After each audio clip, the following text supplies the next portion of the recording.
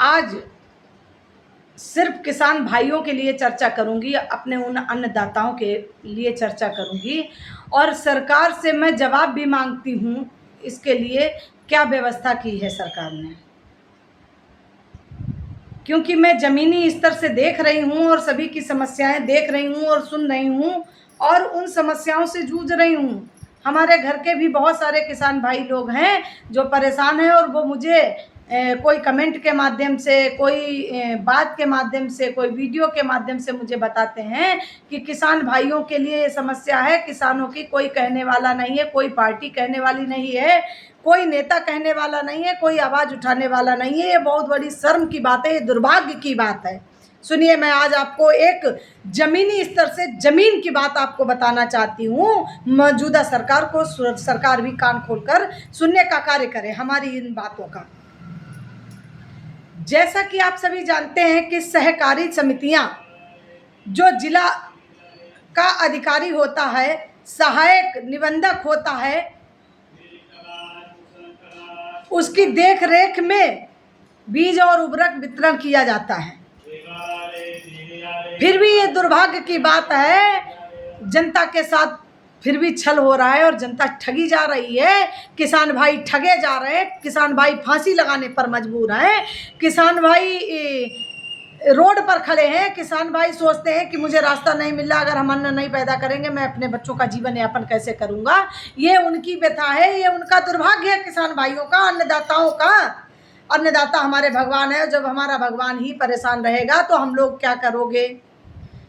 इस बात का मेरी आप सभी लोग जवाब दीजिए और सरकार से भी मैं जवाब मांगती हूँ।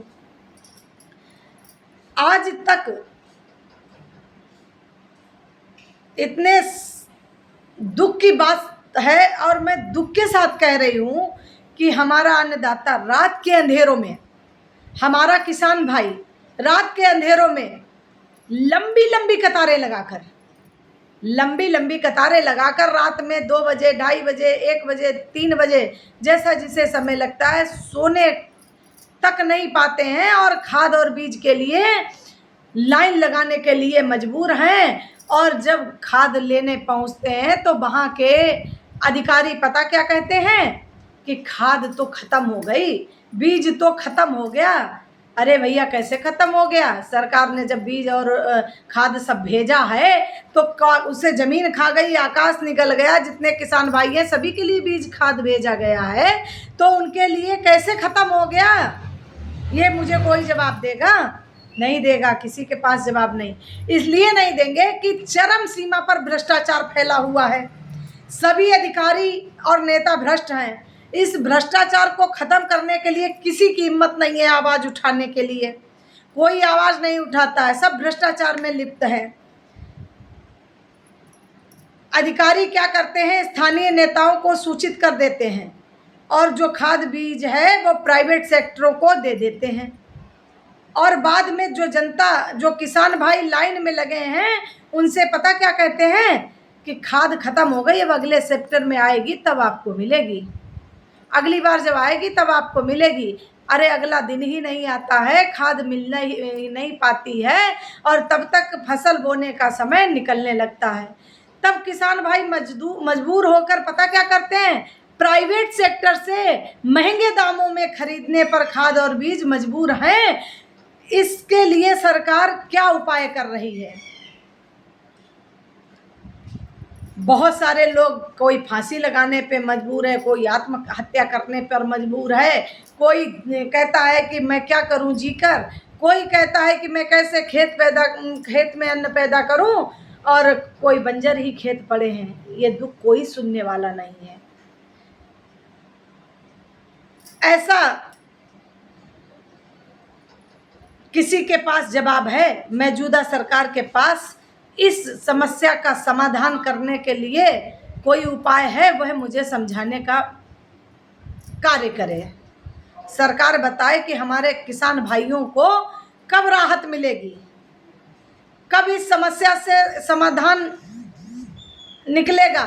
जो अधिकारी नेताओं को सरकार दंडित करने का कार्य करेगी और किसान भाइयों को और अन्नदाताओं को सही उचित मूल्य दर पर उन्हें खाद और बीज मिलने का प्रावधान शुरू होगा।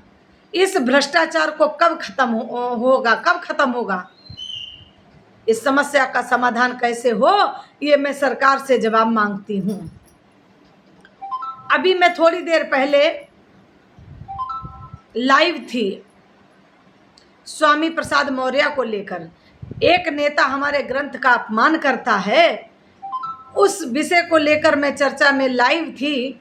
हमारे लाइव पेटल पे हमारे साथ हमारे मित्र जुड़े हुए हैं, लल्लन भाई, उन्होंने मुझे कमेंट किया है, यूरिया खाद नहीं मिल रहा है, फसलें बर्बाद हो रही हैं,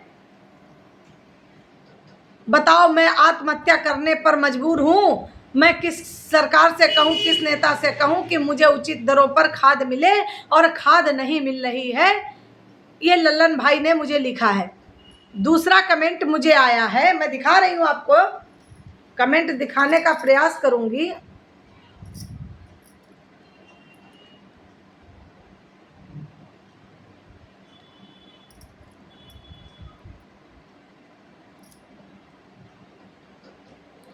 ये कमेंट मुझे आया है और हमारी प्रोफाइल सोनी शुक्ला के नाम से है, उस पर मैं लाइव थी, तो आप कमेंट पढ़ भी सकते हैं कि क्या कमेंट था।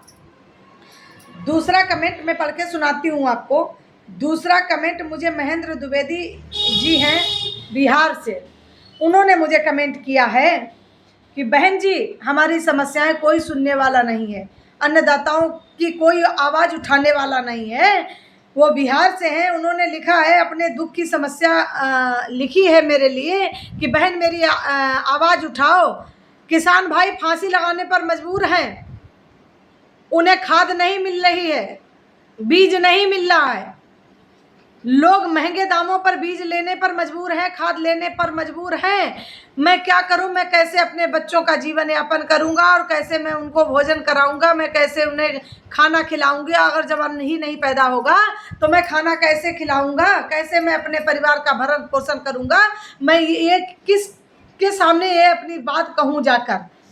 लोग किसान अन्नदाता भाई सब फांसी लगाने पे मजबूर हैं, ऐसा ये बिहार से उन्होंने कमेंट किया है।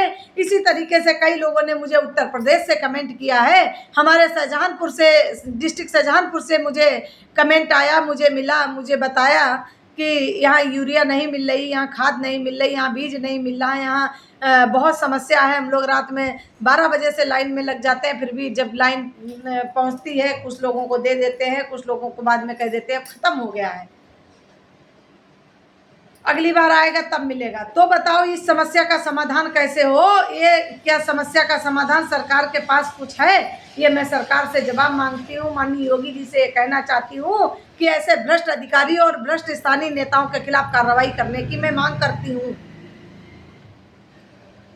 हमारे अन्नदाता को मैं नमस्कार करती हूँ, हमारे अन्नदाता भगवान को मैं नमस्कार करती हूँ, मैं अपने किसान भाइयों को नमस्कार करती हूँ, अपने साथियों को नमस्कार करती हूँ और मैं उनकी आवाज़ उठाने का कार्य करती हूँ और जीवन भर ऐसे ही आवाज़ उठाती रहूँगी। हर गलत बात का विरोध करूँगी और जो जनप्रतिनिधि गलत कार्य करेंगे उन जनप्रतिनिधियों के खिलाफ मैं मोर्चा खोलकर उनके खिलाफ आंदोलन करने का कार्य करूँगी।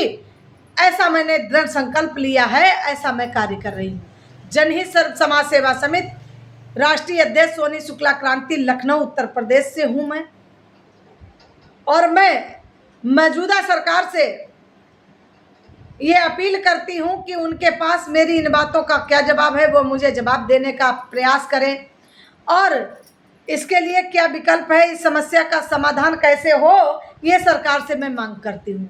जय हिंद, जय भारत, भारत माता की जय।